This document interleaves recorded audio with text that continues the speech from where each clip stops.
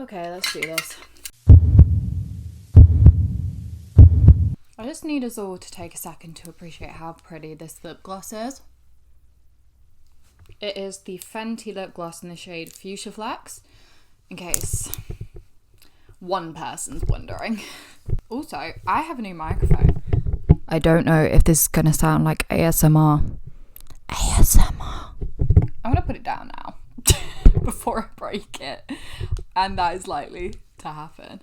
Okay. Hello, everyone. Hello. Oh, my hair is looking...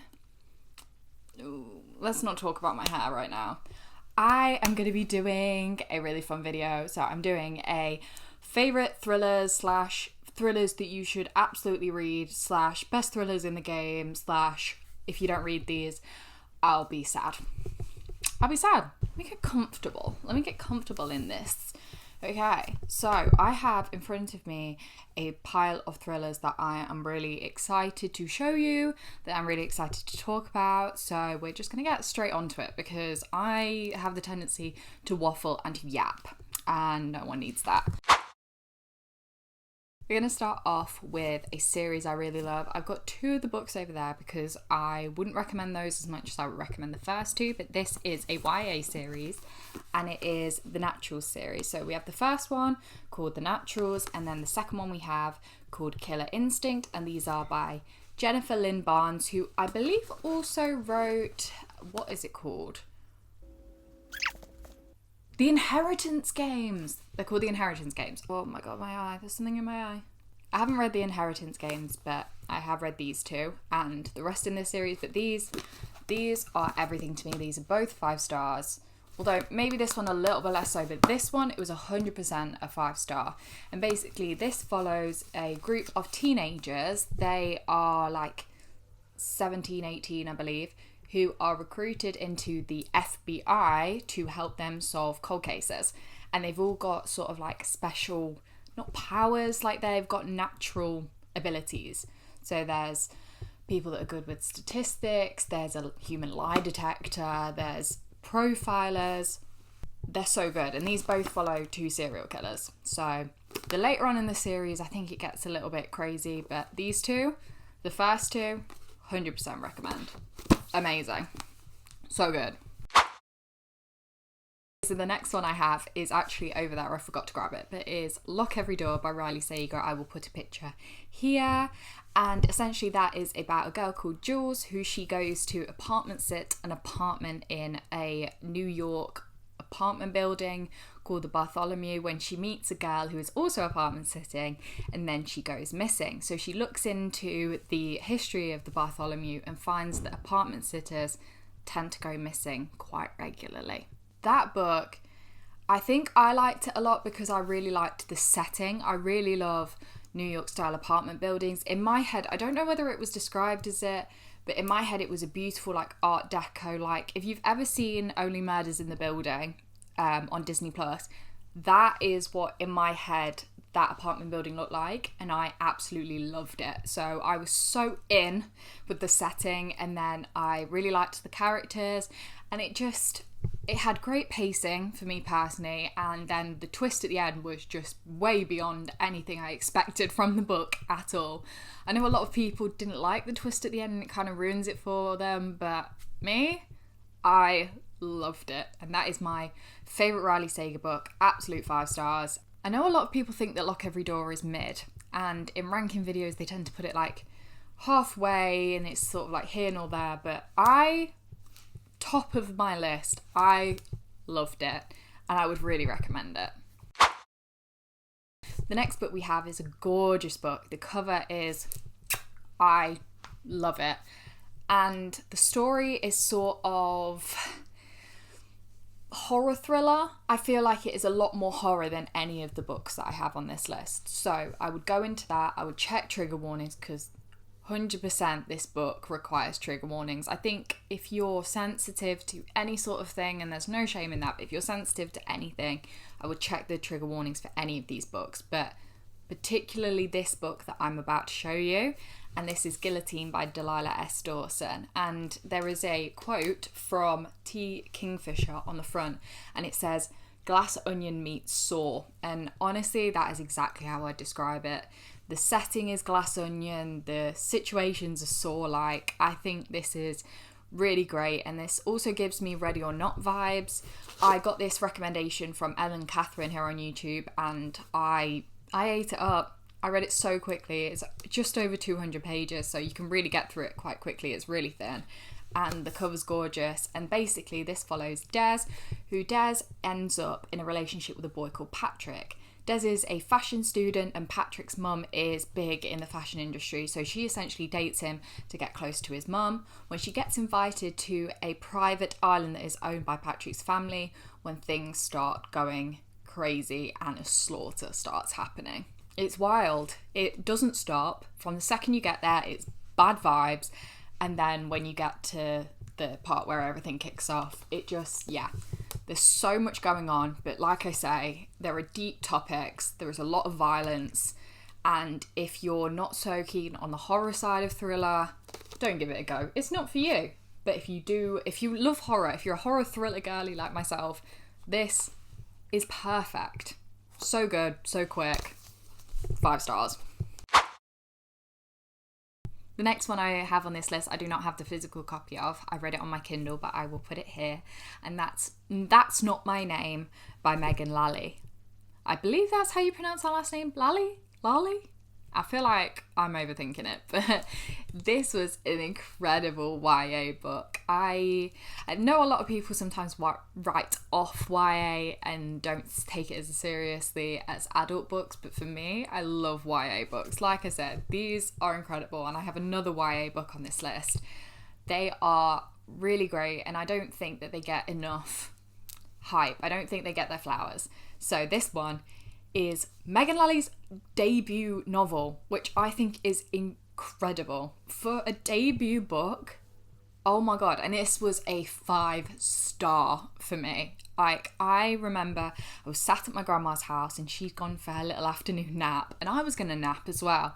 So I got the book out and I thought, I'll read a little bit and I'll fall asleep.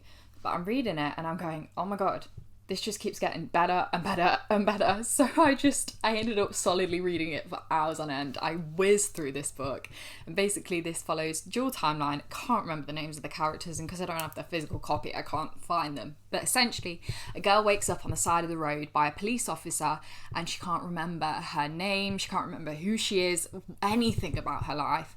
So she gets taken to the police station, a man arrives and goes, that's my daughter, I have all the paperwork to prove it, I'm going to take her home with me. And then in a different timeline, a boy is accused of the murder of his girlfriend. And you'll see how those two timelines come together. You see how they're both separate at the same time, what's going on with both of them. And honestly, the twist in this book, heart ripped out of my chest. If you've read it, you know exactly what I'm talking about. And it was something I just totally didn't see coming. I really love when there's roadworks outside. But yeah, it was one of those ones where I was like, oh my god, no, kind of twist. I think there are 2 types of twist. There's a shocking, oh my god, and then there's shocking, oh my god. And that was definitely the latter. This book was so good, and I know that Megan Lally had a book that came out the 7th of Jan. I didn't realise it'd come out this soon, and I've yet to read it, but I have such high hopes. It sounds amazing. So if you're definitely interested in That's Not My Name and you like it, go check that book out.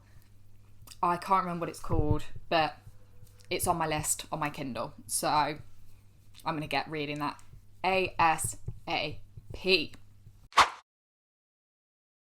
Okay, next I have The Clinic by Kate Quinn, and this is amazing because this is essentially based on Kate Quinn's own experiences of rehab. So this is a clinic that is sort of set in like a remote island sort of thing. I don't think it's set on an island, but I think it's like on the coast, and it's sort of away from everything else, so it's sort of isolated. And it houses people that are for rehabilitation for drugs, alcohol, just addictions in general, when a girl gets murdered on the premises. So her sister goes and checks herself into the rehab to try and figure out what happens with it. And I thought that this was going to be sort of like a run-of-the-mill, like, stuff will happen, she'll find out who the killer is, the killer will come for her, blah, blah, blah, blah, blah. No. And honestly, I found the ending was wacky. It was a bit silly, and I think if you can prepare yourself for it to not be sort of like like a serious ending, if you can sort of suspend your disbelief. I think a lot of thrillers, sometimes you've just got to suspend your disbelief. Will this happen in real life? Of course not. But is it fun to read about? Yeah. So this book, I think the ending lacked, and that's why it's not a 5-star, but the journey, really good, and I would still recommend it for that very reason. Okay, next one, I do not have the physical copy of. In fact, I do have the physical copy, but you know what? I am stupid. I'm the dumbest boy in school. I'm an idiot because I took the dust jacket off this hardcover of this book, and the book is blank underneath. So why I would take the dust jacket off, I don't know. But I will, mark my words, I will be getting the paperback when it comes out from Waterstones because it looks beautiful and they've recently announced it.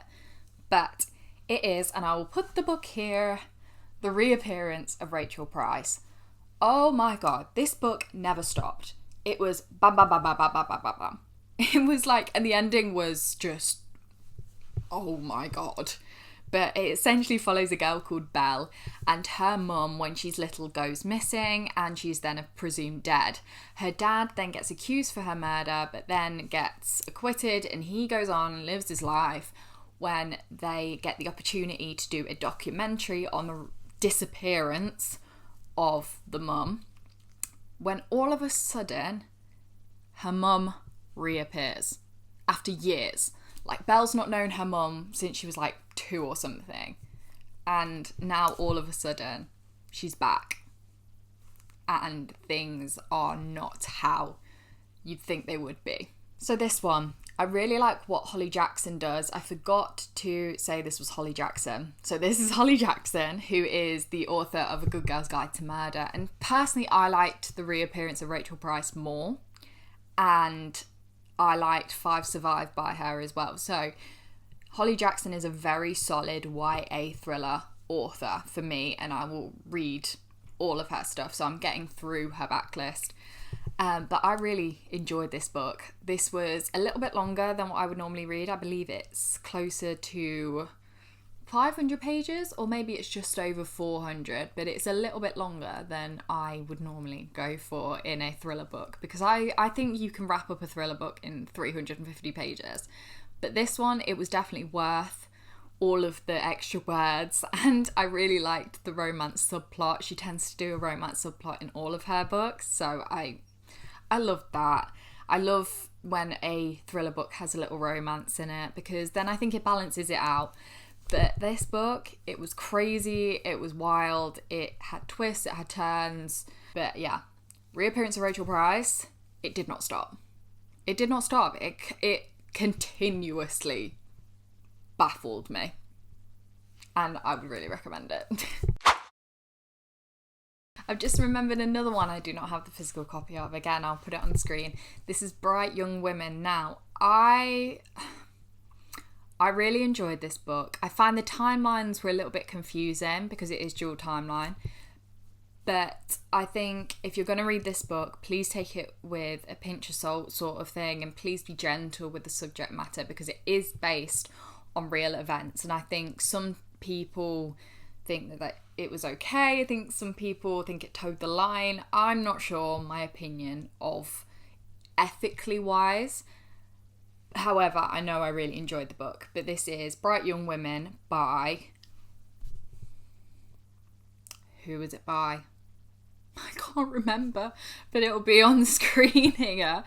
But I recently read this book, and it is basically following the Ted Bundy murders in a sorority house. So Ted Bundy, he killed some girls in a sorority house, and essentially this is a fantasized version of that. The names are different, the circumstances are slightly different, and yeah, so you can understand why it's ethically ambiguous. So go into that knowing that and treat the subject matter carefully, I would suggest. But all of that being said, it was a very good book. If you can sort of get past the dual timeline being a little bit confusing, because there are 3 different timelines and 2 are of the same woman but in different stages of her life. And I'm not going to say much more than that, but I really liked that there was sapphic representation in this. How true that is to the actual story, I don't know. And that's the thing, a lot of it I cannot confirm to you whether it was true to the actual case or how much of it is fantasized. And again, just be mindful of that. But if you want a really enjoyable thriller book, I would highly, highly, highly recommend it, because it was told in a way that showed you the inner processes of a woman that survived, and it shows her throughout her life trying to figure stuff out. And I don't know how to explain this in a way that doesn't get confusing and all mangled together, but I would really recommend it.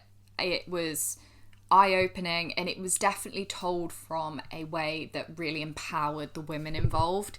And I mean, it's a play on the bright young man quote from, I believe it was a judge in the case that said that about Ted Bundy. So bright young women, it focused on the women of the case, and I really liked that it showed these women in a really positive sort of, we're not going to take this, we're going to fight for this sort of way, we're going to fight for the justice we're deserved. So yeah, I really enjoyed this. Again, close to a 5-star, but not a 5-star for me, because I mean, it was a bit confusing, it was a bit ethically iffy, but if you want a solid thriller read that makes you think a little bit more and really feel things, I really felt a lot in this book. It produced a real emotional response from me. So if you want that sort of thing in your thriller book, check it out. Then finally, we come to our last book in this video, and this is one that is super popular, and if you haven't heard of it, I'm not sure where you've been living. I'm assuming under a rock, because this is really popular. There is a movie coming out soon. Well, actually, is it soon? I think they're filming it at the moment. But it is The Housemaid by Freida McFadden. Now, if you haven't read of Freida McFadden, this is the best book to start off with, I personally believe. I think this is still, after reading so many of her books, I still think that this is the best one that she's put out. I know a lot of people like Never Lie. I personally have beef with that book. I don't actually like that book, but this is not the video to talk about that. But this book is one where it follows Millie, and Millie is an ex-con when she gets a job working for Nina Winchester as a housemaid for her house. So it's Nina, her daughter, and her husband.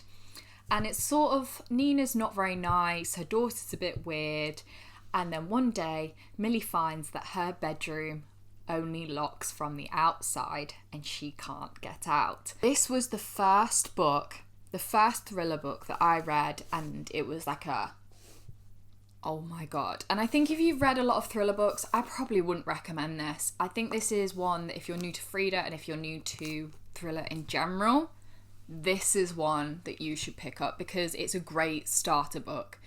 And that's not to say that the story is bad, that's not to diminish the people that like this book, because this is still a 5-star for me, and I could probably go back and reread it and maybe it wouldn't be, but when I read this was an automatic 5-star. This was one that I read in such a little amount of time. Like, I think this was like one I read in a day. So I can't talk rubbish about this book because I really loved it.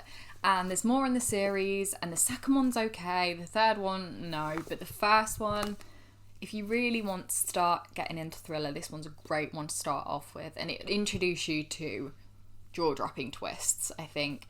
But Freida McFadden, her books are written in a way that you can read them super fast. You can just sort of, ingest it. You're not probably going to be thinking about it for years afterwards, but it's certainly enjoyable. And they are what's called, I think people refer to them as popcorn thrillers, and I would say so. And I'm really looking forward to her new one. It's called The Crash, and I think it's out later this month, so I'm really looking forward to that. But yeah, really good if you're getting into thriller. If you're a seasoned thriller reader, maybe give it a miss. But a lot of people have heard of this now, so I'm not introducing anything crazy new, but I would really go for this one. Honestly, thank you so much for being here and for getting to this point in the video. And remember, books for 4 boys. Always.